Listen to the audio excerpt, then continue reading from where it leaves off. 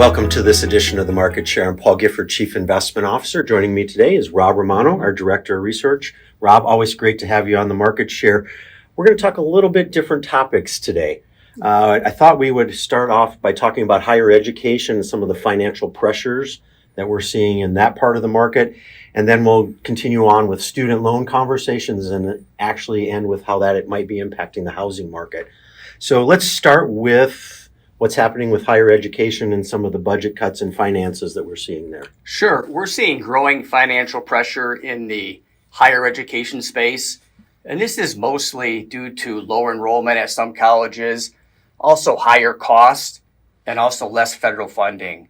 One example of this is Siena Heights College. This college is based in Michigan. It's a private Catholic institution of about 2,000 students. And they announced they're closing their doors at the end of this academic year. Now, this is not just affecting smaller colleges, but also larger universities. Michigan State, they announced 9% budget cuts over the course of 2 years. This includes layoffs, headcount reductions to address a growing budget deficit. And really what's so critical here is that these colleges, universities are so important to local and regional economies. And we know that so well here, being in Michiana with Notre Dame and all that they contribute, really through their large payroll, through the spend, the construction that's been ongoing, and of course the events they have on the weekends that bring in so many visitors. But in addition to that, throughout the country, these colleges are incubators for small business and startups. They also perform a lot of research and development too.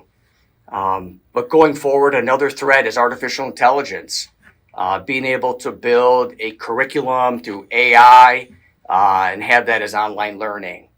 So one consultant analyst, also an analyst who follows this space very closely, said there's 400 colleges that are going to see a 25% drop in enrollment and another 100 that are going to see a 50% drop in enrollment in the next 10 to 15 years. So there are some changes going on to higher ed, particularly to the small ones, but there's also some decent sized names in there that are having some challenges.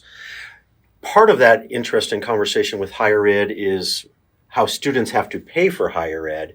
And over the last 4 or 5 years with COVID, there's been some interesting things going on in student loans. So why don't you walk us kind of through that timeline and where we are today? Sure. Definitely lots of changes. So it's hard not to talk about, tuition and student loans when you're talking about colleges. So, not a surprise to anyone, tuition has been rising, roughly 3 times the rate of inflation. Some statistics around student loans, 45 million adults have student loans. 24% of those are in some type of default.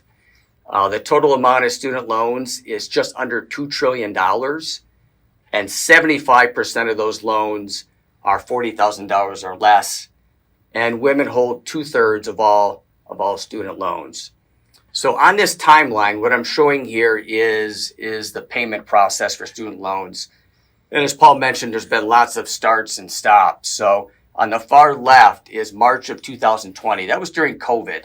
So all payments were paused during COVID, and that lasted for about 3.5 years to October of 23, and payments were restarted, but there was a 12-month ramp-up period.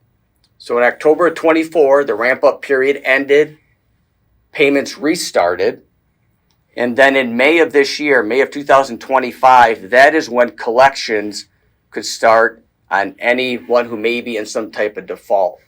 So for young adults who have student loans, again, this is very important because if one falls in some type of default status, they're going to see a significant hit to their credit score. And again, that could affect their ability to buy a car, to buy a home, to really engage in the economy. So with that idea that we have this younger generation deferring home purchases or challenges, how might that impact the housing market? Yeah, again, housing clearly has been one of the weaker areas of the economy. And to us, it's really been a lot about affordability and the price of housing. Lower interest rates will help. But again, we think they'll help on the margins. We'd really have to see a significant decline in rates to really to really impact housing. But one statistic we looked at is the median home price to median income. So in 1985, that ratio was about 3.5. Today, the median home price to median income is closer to 5 or 5.5. So incomes have clearly not kept up with the price of housing. Now, the good news in housing is we're starting to see, some level of better inventory. That's existing inventory, but also new homes. So as of June, there were 511,000 new homes. That's the highest level we've seen since 2007. So on this graph, what I have here is first-time buyers, young adults. So on the far left, you can see 2010, when first-time buyers made up 50% of the market. Now currently that level is 24. So again, lots of challenges for young adults, first-time buyers to really get into homes. And for us to really see an improvement here, we're going to need to see lower rates, but also some relief on pricing. Yeah. Housing's been a really interesting challenge. I think I even saw the other day, there's a stat, I think the first-time home buyer is like over 35 now, and that used to be a late 20s number. So clearly having to delay purchases, and that creates delay in household formation and has longer-term impacts on the economy. Rob, always appreciate your insights. That's pretty interesting, the colleges and the student loan information in particular. If you enjoyed today's information, I encourage you to share that with friends or family.